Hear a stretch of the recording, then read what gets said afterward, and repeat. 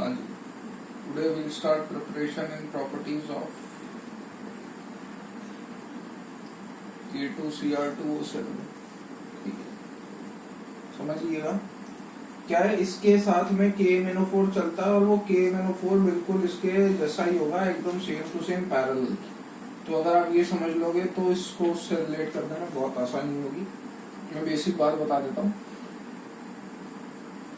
Orange colour का, अब अगर आपको याद हो कलर वाला तामझाम, तो मैं समझाऊंगा कि वो देखो कैसे आया था एक से दूसरे में एक्साइटेशन, है ना। ऑरेंज कलर का नॉन डेलिक्वेसेंट सॉलिड होता है, हर चीज का मतलब है। नॉन डेलिक्वेसेंट सॉलिड मतलब जो मॉइस्चर एब्जॉर्ब नहीं करता। ठीक है, टेट्राहेड्रल ज्योमेट्री होती है, D3S हाइब्रिडाइजेशन होता है। ऑरेंज कलर नॉन डेलिक्वेसेंट, हाँ, और कलर जो होता है वो बिकॉज ऑफ चार्ज ट्रांसफर होता है। वो जो आपने ऐसा डायग्राम बनाया था, ये था डी ट्रांजिशन, जबकि वो ऑक्सीडेशन नंबर वाला जो डायग्राम बनाया था वो था चार्ज ट्रांसफर। अब समझिए कैसे होता है। K2Cr2O7, क्रोमियम की ऑक्सीडेशन स्टेट है +6, ऑक्सीजन की है -2। तो ये क्या करता है, अपना एक इलेक्ट्रॉन इसको देता है, बताया था। ये क्या करता है, अपना एक इलेक्ट्रॉन इसको देता है। तो ये गया Cr+5 में और ये गया O- में, और ये अपना एक इलेक्ट्रॉन फर्दर इसको डोनेट कर देता है। तो ये पहले एक्साइटेशन, फिर D excitation, excitation D excitation. इसी एक्साइटेशन और डी एक्साइटेशन की वजह से इसे चार्ज ट्रांसफर बोलते हैं। आपको ये ऑरेंज कलर ऑब्जर्व होता है। KMnO4 में भी सेम रीजन है। ठीक है, वो जब आएगा जब पढ़ेंगे। फिलहाल आगे अपन बात करते हैं, ये प्रॉपर्टीज होगी, ये सारी आपको ध्यान रखनी है प्रिपरेशन की। बेटा रिएक्शन रटने में बोल दिया जाएगा, रट लो, लेकिन आप मैकेनिज्म समझ के बात करो। मेरे को ऐसा लगता है कि मैकेनिज्म से चीजें आसान हो जाती है, और मतलब मैं 3-4 रिएक्शन बोलता रट लो, उसका कोई सेंस नहीं है। तो मैकेनिज्म से समझिए।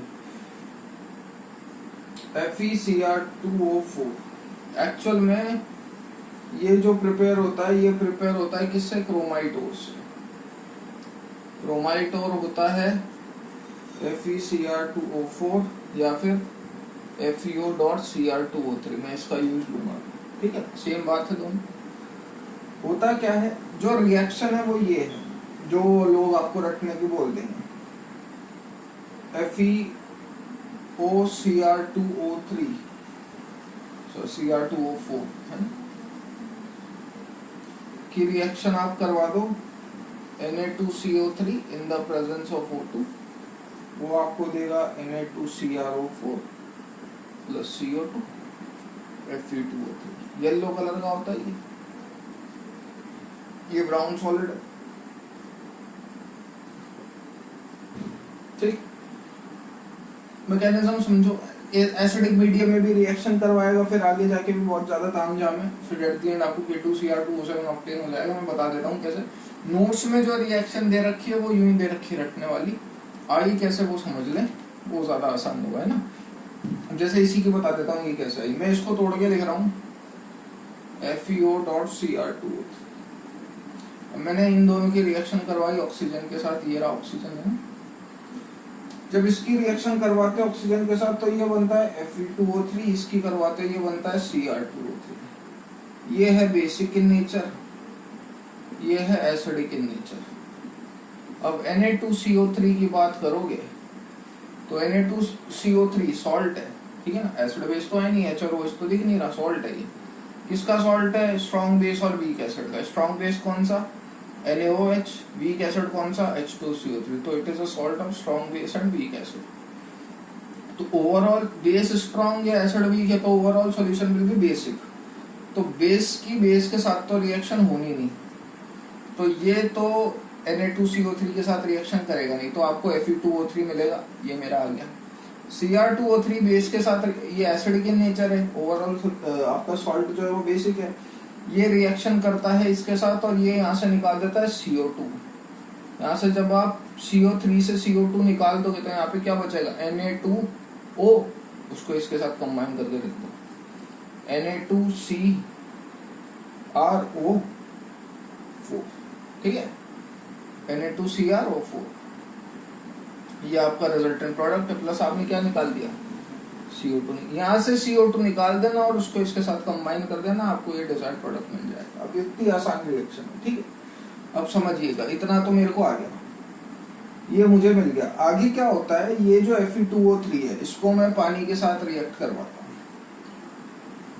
होता क्या है, इसकी और इसकी रिएक्शन होती है भैया पानी के साथ। ये तो है भारी, ठीक है ना, Fe2O3 नीचे बैठ जाता है, लेकिन ये Na2CrO4 पानी के साथ Na2CrO4 एक्वस में बदल जाता है, ये तो नीचे बैठा हुआ है। फिर आप जब इसकी एसिडिक मीडियम में रिएक्शन करवाते हो तो ये तो नीचे बैठा हुआ है, इसका कोई मतलब नहीं है, लेकिन ये जब एसिडिक मीडियम में रिएक्शन करेगा आपको वहां मिलेगा H2SO4, तो आपको मिलेगा यहाँ पे Na2Cr2O7 एसिडिक मीडियम में, वहां पे आपको मेरे नोट्स में H2SO4 लिखा हुआ मिलेगा। एसिडिक मीडियम में Na2CrO4 Na2Cr2O7 में बदलता है, ऑक्सीडेशन स्टेट में कोई चेंज नहीं होता, बस मैंने मीडियम एसिडिफाइड कराया। और जब आप इसको KCl से पास करवाते हो तो ये K2Cr2O7 में कन्वर्ट हो जाता है, ठीक है। इतना सा प्रोसीजर। अब एक सवाल पूछ सकता है, सर K2Cr2O7 के पीछे क्यों पड़ रहे हो, Na2Cr2O7 से काम चला लो। तो बेटा आपको पहले बताया था K2Cr2O7 नॉन डेलिक्वेसेंट है, मतलब मॉइस्चर एब्जॉर्ब नहीं करता। मॉइस्चर एब्जॉर्ब नहीं करता मतलब सड़ता नहीं। आप आज से 10 साल बाद भी देखोगे उसकी कॉन्सेंट्रेशन सेम रहेगी, ठीक है।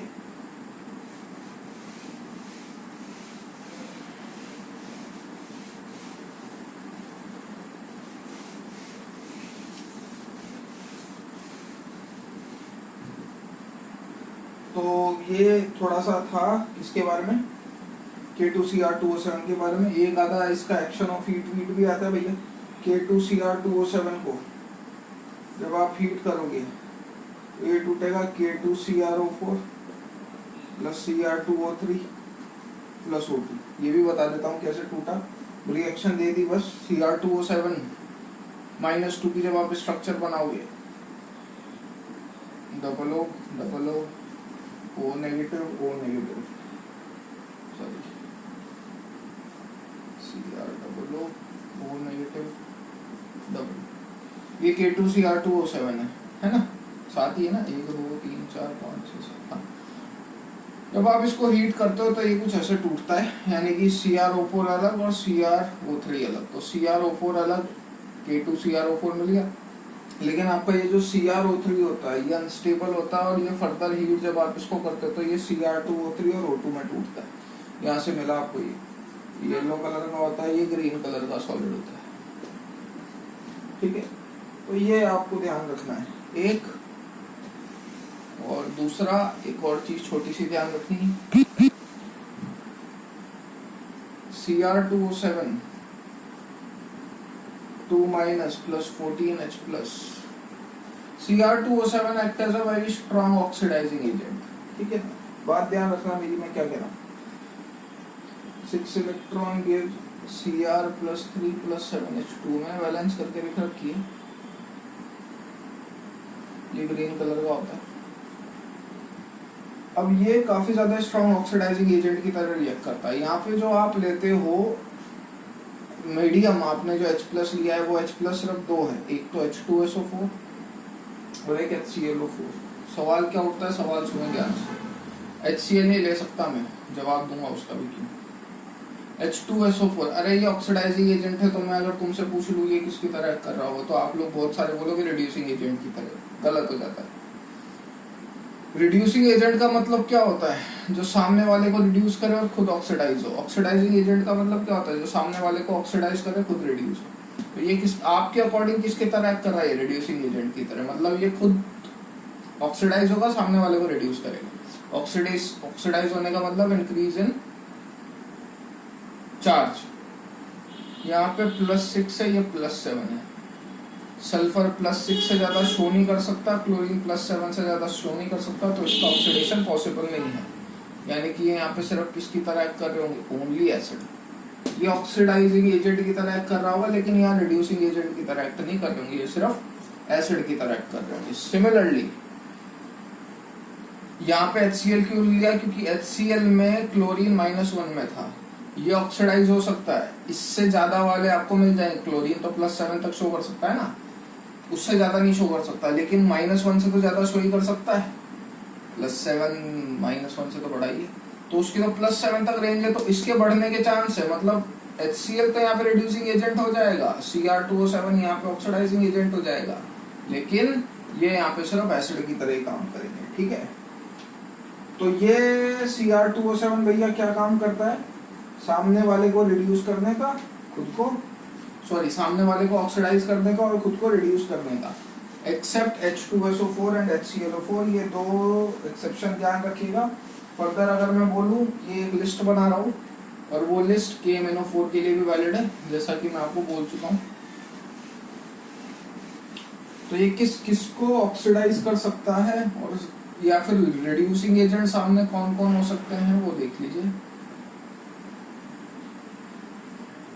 मतलब आपको, मेरे को जो याद है मैं वो बनाता हूँ, एक दो अगर एलिमेंट छूट जाए तो वो आप नोट्स में से देख लीजिएगा। Fe+2 को Fe+3+ इलेक्ट्रॉन में बदल सकता है। C2O4 ऑक्सलेट बोलते हैं इसको, वो CO2 में बदलेगा। किसी भी हैलाइड को, मतलब Cl, Br या I, फ्लोराइड नहीं, क्लोरीन नहीं, सिर्फ इन तीनों को, वो H2 में बदलता है। तो ऐसी एक लिस्ट मिलेगी आपको, वो आप नोट्स में से देख सकते हैं। ठीक है, next we will talk about KMnO4, last part of this chapter. KMnO4 का भी सेम तामझाम है, पर्पल कलर होता है, मैं बता नहीं रहा वापस, colour due to charge transfer होता है। हाइब्रिडाइजेशन D3S होती है, शेप टेट्राहेड्रल होती है, वही सारा तामझाम है, मैंने आपको पहले ही बताया था। KMnO4 Mn+7O-2, ये इसको भेजेगा, ये फर्दर उसको भेजेगा, वही सारी बकवास है जो पहले थी। ठीक है, प्रिपरेशन के नाम पे दो मेथड आपको ध्यान रखने हैं। एक होता है लेबोरेटरी प्रिपरेशन,